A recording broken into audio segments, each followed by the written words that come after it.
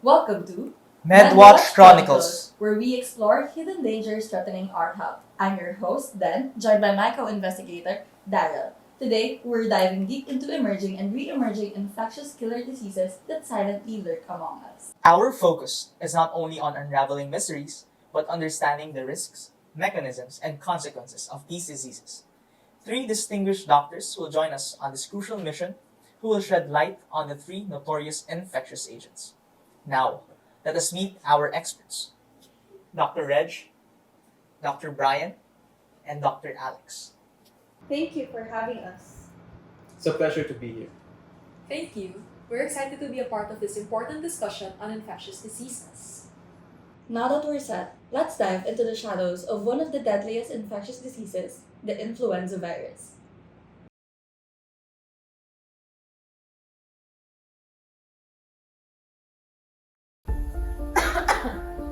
Our story begins with a seemingly ordinary individual, much like any one of us, a traveler exposed to the invisible threat of influenza.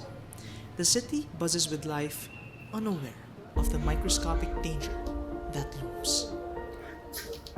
Meet Jenny, a globetrotter who thought simple flu was nothing more than an inconvenience. Little did Jenny know that this encounter would set off a chain of events unraveling the complexities of influenza's reach.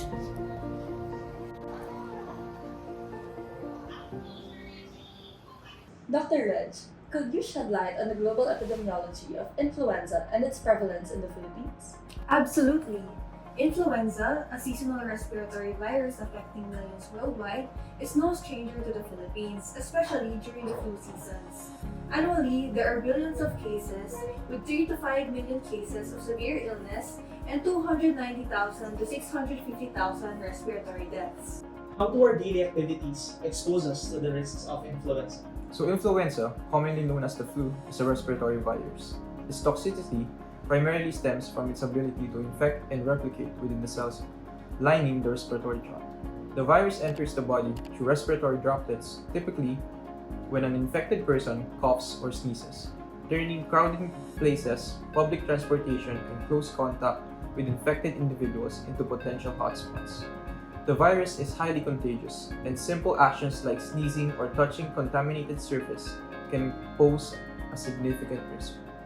Dr. Alex, could you enlighten us on the mechanisms of toxicity or how the influenza virus wreaks havoc within the body? Certainly, influenza epidemics are triggered by mutations in the virus, resulting in changes in key proteins. These alterations, known as antigenic drift, help the virus evade the immune system. On the other hand, pandemics arise when there's a significant genetic shift, making the virus highly infectious to a population lacking protective antibodies. So it's essentially the virus evolving to outsmart our immune defenses.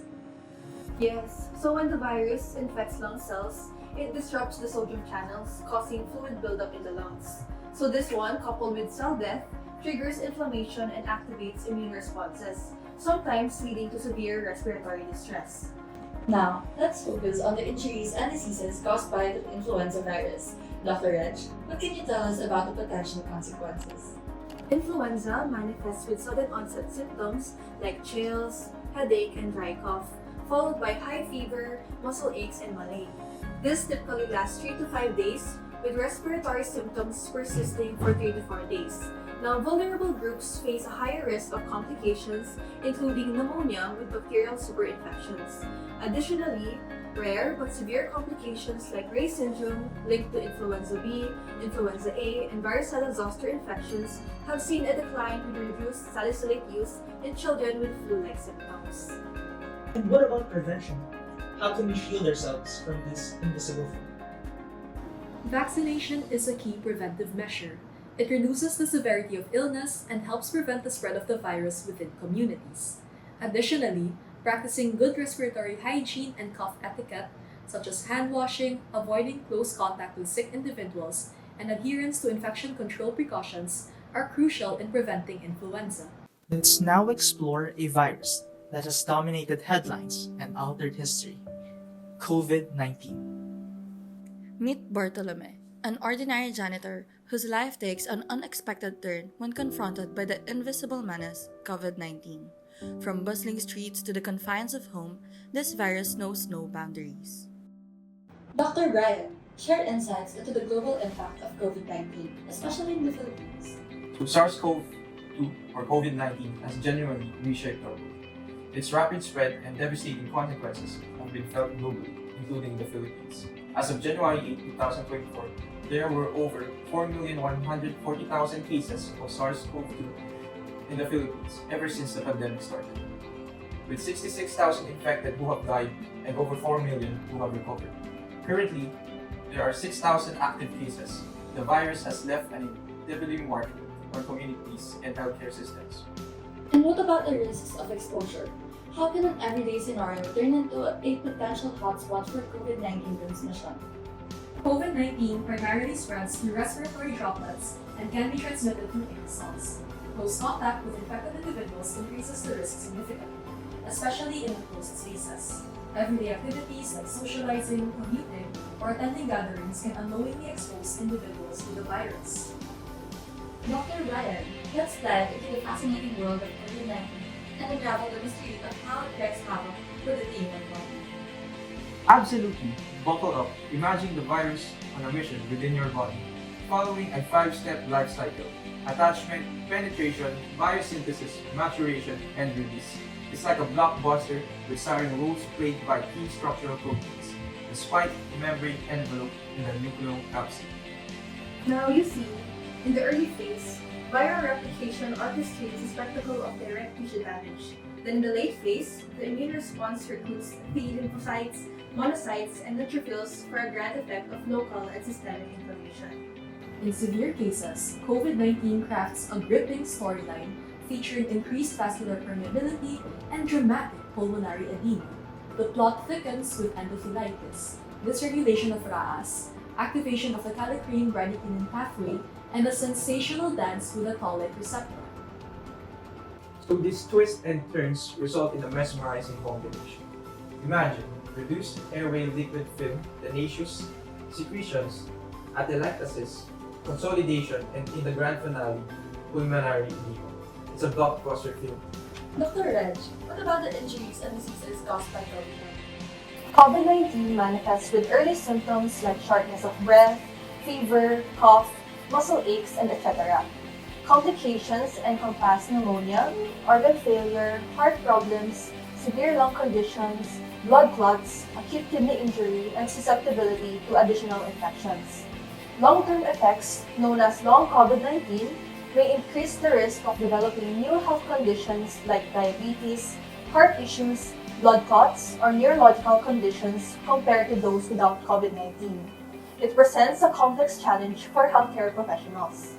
Prevention is paramount. Dr. Alex, what steps can individuals take to protect themselves and others? Vaccination remains vital in preventing severe illness and reducing transmission. Equally important are wearing masks, practicing good hand hygiene, maintaining physical distance, improving ventilation, and getting tested when necessary. Following public health recommendations, such as avoiding contact with infected individuals, staying home if sick, and seeking treatment as needed, further contribute to controlling the spread of the virus.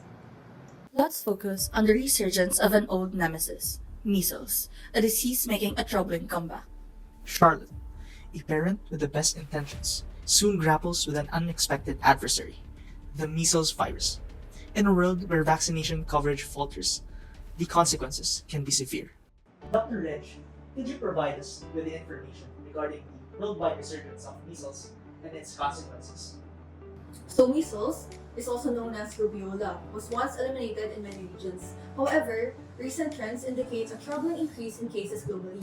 The highly contagious nature of this preventable acute febrile viral illness, combined with gaps in vaccination coverage, has led to its resurgence. Now, according to the WHO, in 2022, there was an estimated 128,000 measles-related deaths worldwide, with the majority occurring in unvaccinated or under-vaccinated children.